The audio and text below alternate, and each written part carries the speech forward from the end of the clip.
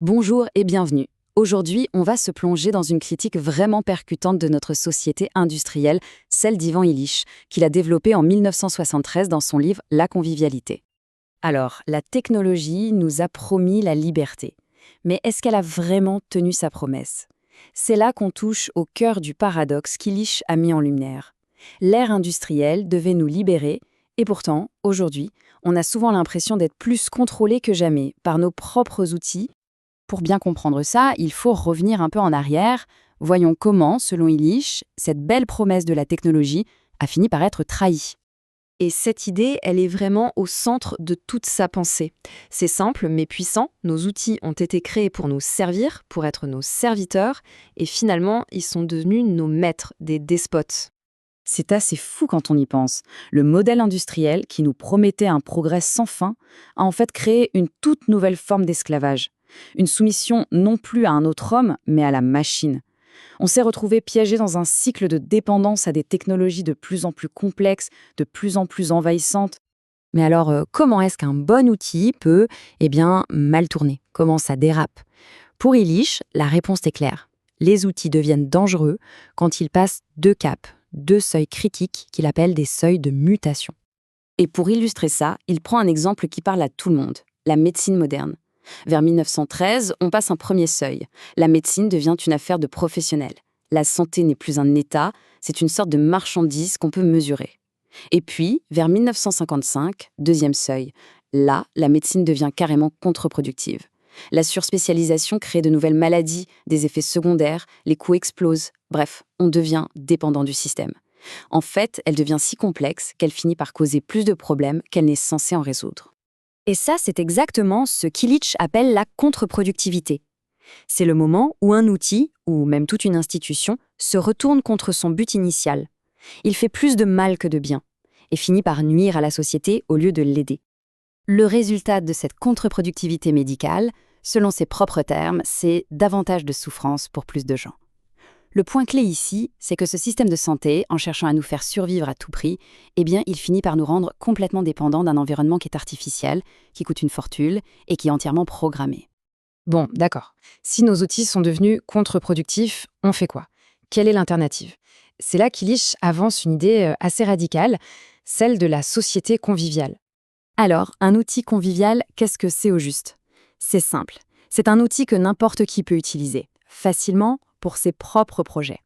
Il nous rend plus efficaces, c'est sûr, mais sans jamais nous enlever notre autonomie. C'est un outil qui nous donne du pouvoir, qui respecte les limites de la nature, et surtout qui ne crée pas cette fameuse relation de maître à esclave. Et quand on compare les deux, le contraste est vraiment frappant. D'un côté, les outils conviviaux, ils élargissent notre champ d'action. Pensez à un vélo ou à un marteau. De l'autre, les outils industriels. Eux, ils remplacent notre initiative. Ils sont contrôlés par des experts, ils créent de la dépendance. Pensez à un réseau d'autoroutes. En gros, les outils conviviaux augmentent ce qu'on est capable de faire, alors que les outils industriels, eux, créent des systèmes auxquels c'est à nous de nous adapter. Voilà, c'est ça, la différence essentielle. Comme le dit Illich, l'homme a besoin d'un outil avec lequel travailler, non d'un outillage qui travaille à sa place. On devrait être des créateurs actifs, pas juste des consommateurs passifs de ce que les machines produisent pour nous. Et cette idée nous amène à l'une des conséquences les plus pernicieuses des outils non conviviaux, un concept central chez Illich, le monopole radical. On va voir comment tout ça façonne notre monde. Attention, quand on parle de monopole radical, il ne s'agit pas juste d'une marque qui écrase la concurrence. Non, c'est bien plus profond. C'est quand tout un type d'outil devient tellement dominant qu'il réorganise toute la société autour de lui, au point qu'il devient socialement obligatoire et qu'il finit par éliminer toutes les autres options. L'exemple parfait pour Illich, c'est la voiture. Étape 1. La voiture arrive comme une solution pratique, plus rapide. Étape 2. La société se reconstruit entièrement autour d'elle. Les villes s'étalent, on construit des autoroutes. Étape 3. Les alternatives disparaissent. Marcher ou faire du vélo devient difficile, voire dangereux. Et enfin, étape 4, l'obligation. Avoir une voiture n'est plus un choix, c'est une quasi-nécessité pour participer à la vie sociale. La voiture n'a pas juste gagné un marché, elle a remodelé notre monde pour nous rendre dépendants d'elle. Et l'impact de ces outils, surefficients comme il les appelle, est énorme. Illich identifie 5 équilibres fondamentaux qui sont rompus. D'abord, l'équilibre écologique. Ensuite, notre autonomie, Ces monopoles paralysent notre créativité. Il y a aussi l'équilibre du savoir. On ne découvre plus par soi-même, on reçoit une éducation. L'équilibre du pouvoir, bien sûr. Et enfin l'équilibre de la tradition. Avec ces mises à jour permanentes, on efface la mémoire collective. Le constat est assez sombre. Alors face à ça, que propose Illich? Comment est-ce qu'on peut avancer? Comment reprendre le contrôle de nos outils? L'objectif, pour lui, c'est de lancer un vrai processus politique. Il ne s'agit pas de tout planifier par le haut avec des experts. Non, l'idée, c'est de déterminer ensemble le seuil maximal que l'on peut exiger de la nature et des autres dans un monde où les ressources sont limitées. C'est aux communautés de décider des limites de leurs propres outils. Bien sûr, le chemin n'est pas simple. Illich a identifié des obstacles de taille.